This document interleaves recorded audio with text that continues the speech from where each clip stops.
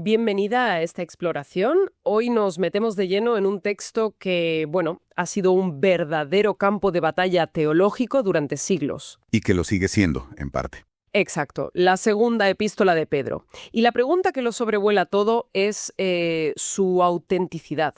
¿La escribió de verdad el apóstol Pedro?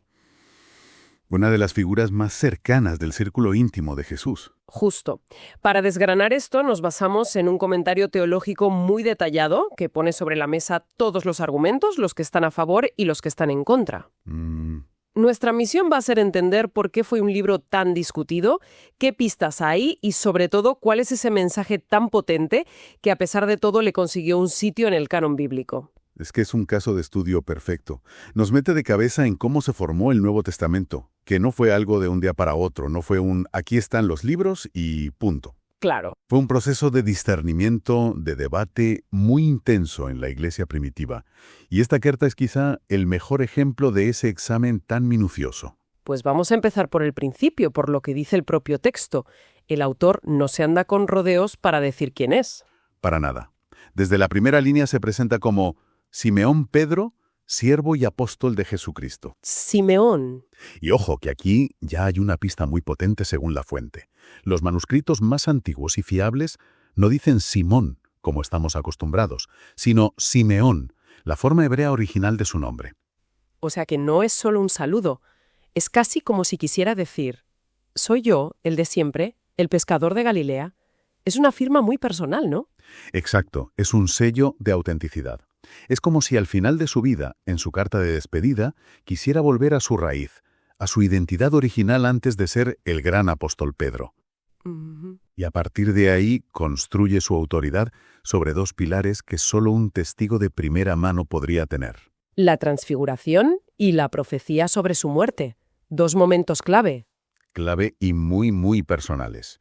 De la transfiguración no habla como si fuera una lección de teología. Dice, fuimos testigos oculares de su majestad. Ya. Te está diciendo, yo estuve allí, lo vi con mis propios ojos, esto no son fábulas ingeniosamente inventadas, como él mismo escribe. Claro. Y luego, la mención de que sabe que su muerte es inminente, tal como Jesús se lo había profetizado, le da a toda la carta un aire de testamento, de últimas palabras. Vale. Y luego llega el momento que para mí es el más sorprendente. Se refiere a una carta anterior que todos identifican con la primera de Pedro y habla de Pablo. No solo como un hermano, sino que llama a sus escritos escritura. Este punto es absolutamente crucial y, como te puedes imaginar, uno de los más debatidos. Que las cartas de Pablo no solo circularan, sino que ya estuvieran recopiladas. Y no solo eso. Y que, sobre todo, se les diera el estatus de escritura, al mismo nivel que el Antiguo Testamento. Eso nos da una pista temporal muy, muy concreta. Claro, eso no pasa de la noche a la mañana. Sitúa la carta en un momento ya muy tardío de la era apostólica. Precisamente.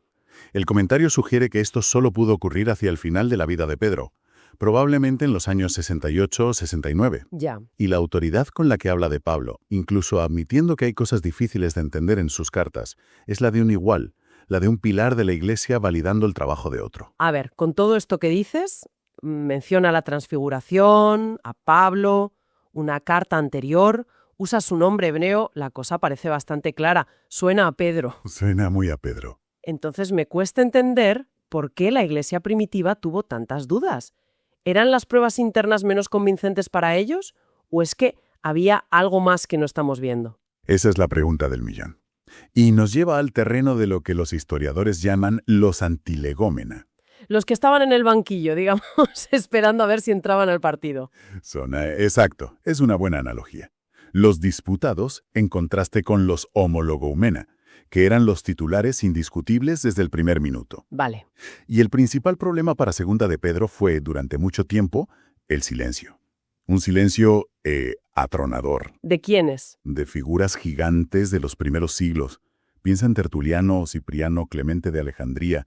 No la citan jamás. Y eso es raro, porque a estos autores les encantaba citar de todo para apoyar sus argumentos. Claro. Que la ignoren es casi como una crítica pasivo-agresiva. Precisamente, no es un olvido casual.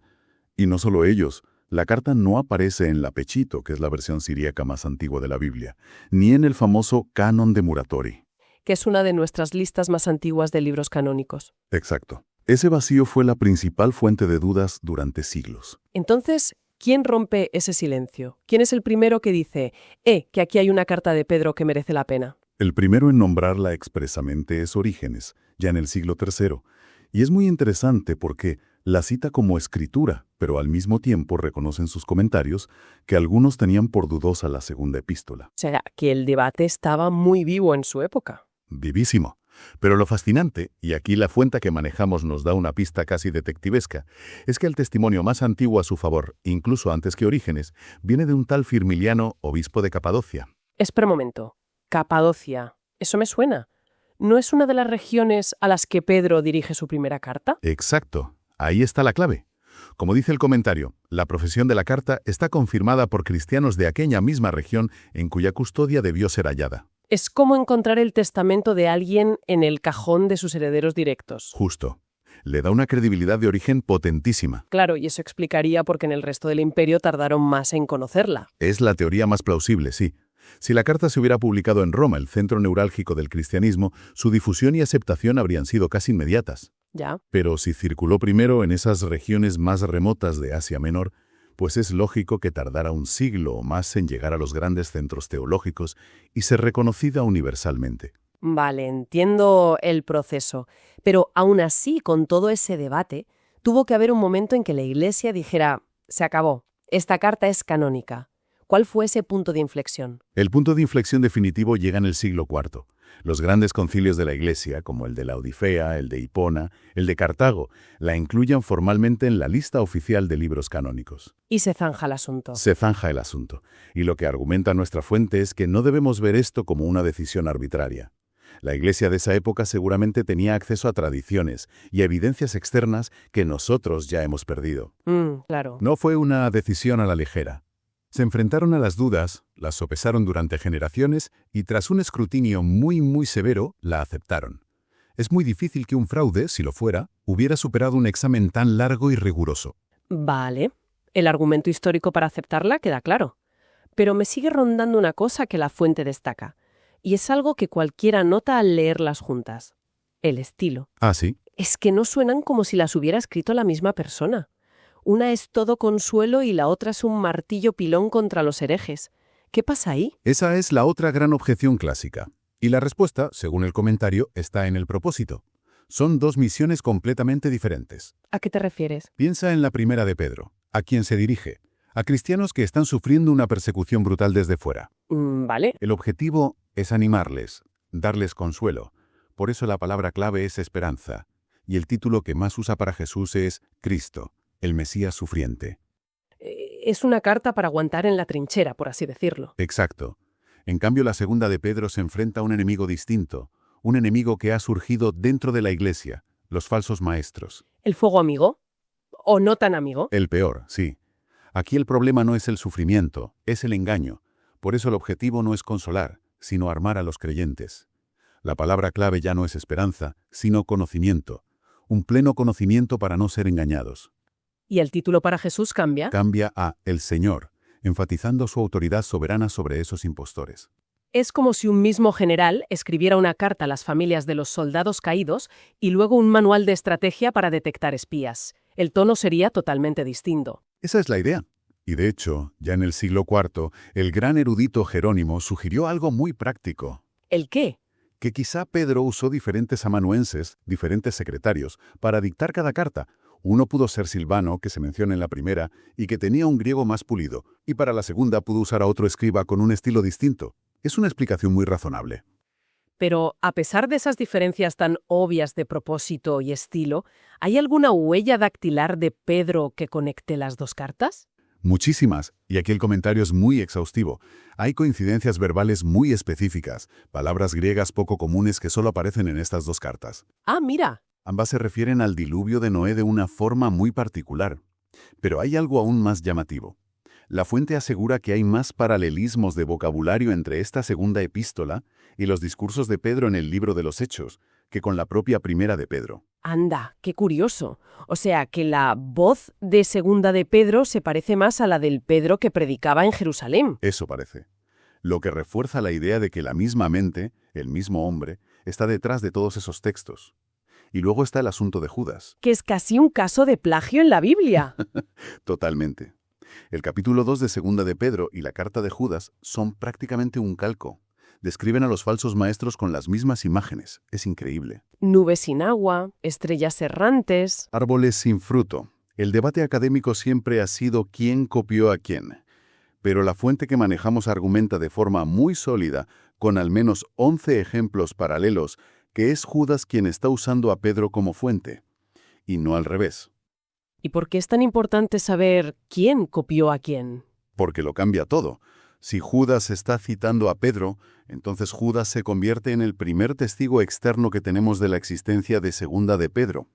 Claro. Confirma que para cuando Judas escribió su carta, la de Pedro ya circulaba, y se consideraba lo suficientemente autoritativa como para ser usada como fuente. Es una pieza clave en el rompecabezas. Hemos visto el quién, el cuándo y el por qué se dudaba, pero al final lo que la metió en la Biblia fue su mensaje. ¿Qué era tan vital en esta carta? Pues tiene un doble objetivo, que él mismo resume al final.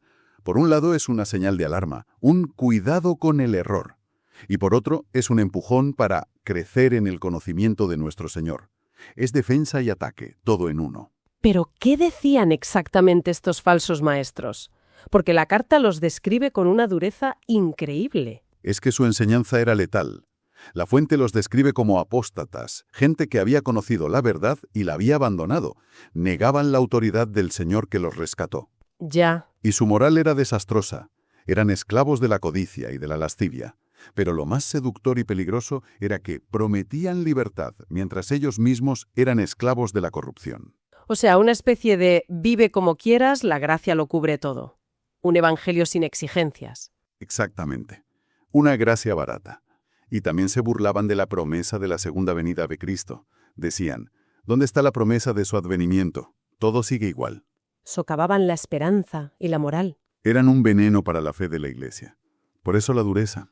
¿Y cuál es el antídoto específico contra esa ponzoña? El antídoto es ese pleno conocimiento de Cristo que repite una y otra vez. Pero es fundamental entender que no es un saber de enciclopedia. No es acumular datos sobre Jesús. No es un trivial. Para nada. Es un conocimiento experimental, relacional, íntimo, transformador. Un conocimiento que, y cito de la carta, te hace participante de la naturaleza divina y te permite huir de la corrupción que hay en el mundo. Es un conocimiento que te cambia por dentro. Y de ahí sale esa famosa escalera de virtudes del capítulo 1. Es la prueba del algodón de si ese conocimiento es real o no, ¿verdad? Exacto. Es la aplicación práctica. La manifestación visible. Pedro dice, básicamente, si de verdad conocéis a Cristo, se tiene que notar. Claro. Y empieza a encadenar las virtudes. Añadid a vuestra fe virtud, a la virtud conocimiento, al conocimiento dominio propio, al dominio propio paciencia, y así sigue. Hasta llegar al amor. Hasta llegar al amor. No es una lista de tareas para ganar el cielo. Es el fruto que crece de forma natural en el árbol de una vida que ha sido transformada por ese conocimiento profundo de Cristo. ¿Y el que no tiene esos frutos? El que no los tiene, concluye Pedro con una dureza que estremece, es ciego, tiene la vista muy corta y ha olvidado la purificación de sus antiguos pecados. ¿Es una llamada brutal? A una fe que se tiene que ver, que tiene que transformar la conducta de manera radical. Entonces, después de este análisis tan detallado, la imagen que nos queda es la de una carta intensísima, un testamento final de Pedro que tuvo que pelear por su sitio, pero cuyo mensaje era demasiado crucial como para perderse. Así es. La única defensa real contra el engaño es un conocimiento auténtico y transformador de Cristo. Exacto. Y el propio debate sobre su autenticidad nos enseña algo muy valioso. La iglesia primitiva no aceptaba cualquier cosa. Hubo un proceso riguroso, a veces lento y difícil, de discernimiento. ¿Ya? Y el hecho de que esta carta superara ese examen, a pesar de las dudas, le da un peso especial. Nos recuerda que el canon no cayó del cielo, sino que fue reconocido con mucho cuidado por la comunidad de fe. Para terminar, una idea para seguir dándole vueltas. La fuente subraya que esta epístola es uno de los primeros lugares, si no el primero, donde un autor del Nuevo Testamento se refiere a los escritos de otro apóstol, Pablo, llamándolos explícitamente escritura. Y esto nos deja con una pregunta fundamental sobre la mesa. ¿Cómo y cuándo un conjunto de cartas personales, de relatos, de testimonios de un movimiento religioso que empezaba comenzó a ser visto no solo como escritos inspiradores, sino como la mismísima palabra de Dios, al mismo nivel que las sagradas escrituras hebreas que habían venerado durante siglos. Ese salto conceptual, de cartas de un amigo a escritura canónica, es uno de los momentos más cruciales y fascinantes de la historia del cristianismo.